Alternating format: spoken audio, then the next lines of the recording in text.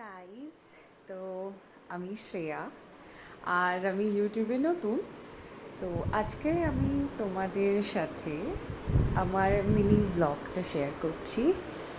তো আজকে আমার কিছু কাজ ছিল, তো তার জন্য আমি বেরিয়েছিলাম আমার মায়ের সাথে।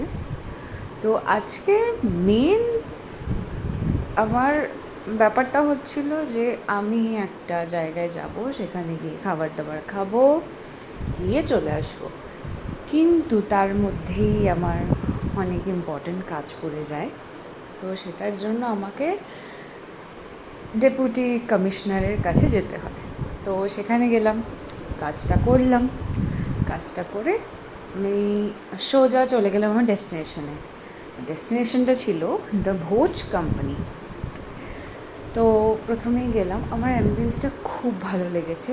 আর ওখানে অথেন্টিক ঢাকাই কুইজিন পাওয়া যায়। তো প্রথমত আমি তো কোনো দিন সেরকমভাবে খাইনি।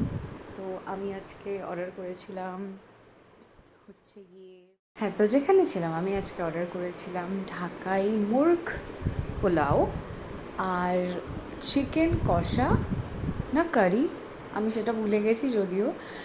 তো যাই হোক, খুবই বেসিক কিছু জিনিস আমি অর্ডার করেছিলাম। বিশ্বাস করবে না, আমি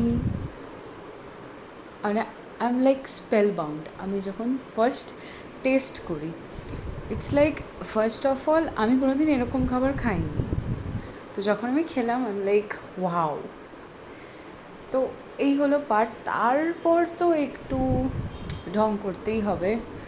কিছুক্ষণ ঢং করলাম, দেখতেই পাচ্ছ। ছবি তোলার চেষ্টা, কিন্তু ছবি তুলতে না পারার প্রচেষ্টাটা আমার একদম খারাপ হয়ে গেল। যাই হোক, খুব ভালো করে কথাও বলতে পারছি না। যাই হোক, তো ভালোই মজা করেছি আজকে।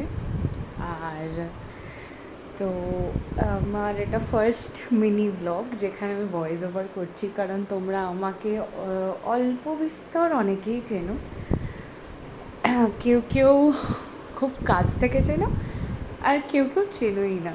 আর কেউ কেউ আমাকে ইনস্টা, ফেসবুক এইসব জায়গা থেকেই চেনো। তো আমাকে সাপোর্ট করো আর লাইক, কমেন্ট, শেয়ার করো। Thank you. আর ব্লগটা দেখতে থাকো, ব্যাস এইটুকুনি বলার।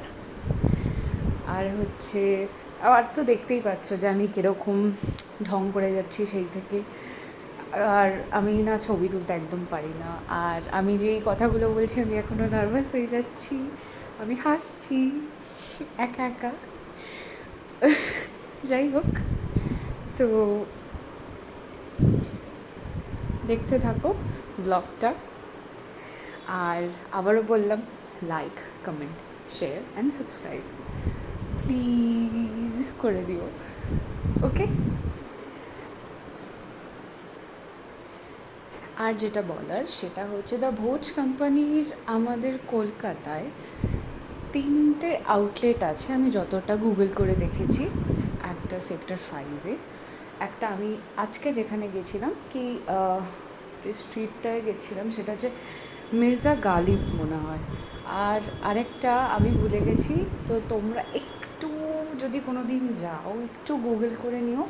বাট আমি যেখানে গেছিলাম সেখানে পুরোটাই বাঙালি খাবার দাবার ছিল। আর আমি জোম্যাটো দেখে গেছিলাম, আর আমার এক্সপেকটেশনস অন্য কিছু ছিল। বাট এটা এক্সপেকটেশনসের ওপরে গেছে। ঠিক আছে, মানে আমি ভেবেছিলাম এখানে কন্টিনেন্টালও থাকবে, ইটালিয়ান থাকবে, আরও সব সব যা আমি খাই সব রকমের জিনিস থাকবে। কিন্তু দেখলাম যে না, এখানে সেরকম কিছু নেই। এখানে পুরোটাই মানে পুরো সেটআপটাই বেঙ্গলি। ঠিক আছে। আর তোমরা যদি কোনোদিন যাওয়ার ইচ্ছা করে প্লিজ যেও, আমি রেকমেন্ড করছি। আর পোর্শন ওয়াইজ ঠিকই আছে, তবে একটু প্রাইসি হয়তো হতে পারে, মানে তোমাদের মনে হতে পারে। এবার যার যেরকম ইচ্ছা, আমি আমার ব্যাপারটা আমি বললাম। তো ব্যাস এটাই। আর তোমাদের ভিডিওটা কেমন লাগবে বলো, ঠিক আছে? তারপর আমি চলে গেছিলাম গিরিশ পার্কে গিয়ে একটু হাঁটাহাঁটি করলাম, একটু ঘুরলাম, বেড়ালাম মায়ের সাথে। তারপর মাই আমাকে পুরো ভিডিওটা করে দিয়েছে, টু বি অনেস্ট, কারণ উইদাউট হার আমি ভিডিওটা করতে পারতাম না, আর একা একা করা সম্ভব নয়। যাই হোক, আর আমার ভিডিওটা একটু আলাদা হবে, অন্যান্য ইউটিউবারদের মতো নয় বলতে পারো। মানে আমারটায় আমি খুবই অন্যরকমভাবে করছি জিনিসগুলো। যাই হোক, আমি খুব একটা কথা বলতে তো পছন্দ করি না, হয়তো পরের ব্লগ থেকে কথাও বলবো না, বাট যদি তোমরা চাও আমি কথা বলবো। তো যাই হোক, ও মাই গড, আমি এখনও নার্ভাস হয়ে যাচ্ছি। এই দেখো আমি কীরকম হাত বাড়াচ্ছি, কারণ আমার মা ভিডিও শ্যুট করছিল আর সামনে দিয়ে অনেকগুলো গাড়ি এসেছিলো। আমি কি বলবো, আমি চলবো কি, আমি আমার মায়ের দিকে দেখছি যে আমার মায়ের যেন লেগে যায়, কারণ আমার মা আমার ভিডিও করতে গিয়ে এমন পজিশনে পড়ে যাচ্ছিল যেখানে গাড়ি লিটারালি সামনে চলে আসছে, আর আমি আমার মাকে বলছি, মা তুমি পেছনে যাও, ঠিক আছে, এরকম ব্যাপার।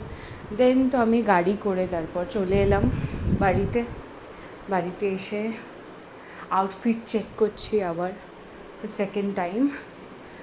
দেন একটু ঢং করলাম আবার ক্যামেরার সামনে, ব্যাস এটাই। Bye bye.